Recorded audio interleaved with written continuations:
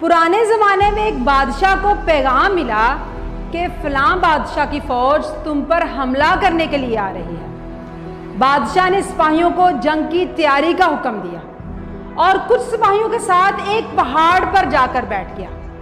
थोड़े ही इंतज़ार के बाद दुश्मन की फ़ौज पहुंच गई और वहां पड़ाव डाल लिया। बादशाह इतनी बड़ी फ़ौज देखकर परेशान हुआ और सोच में पड़ गया। वजीर ने बादशाह को परेशान देखकर कहा, बादशाह सलामत, आप इस वजह से परेशान हैं कि हम इतनी बड़ी फौज को शिकस्त कैसे देंगे?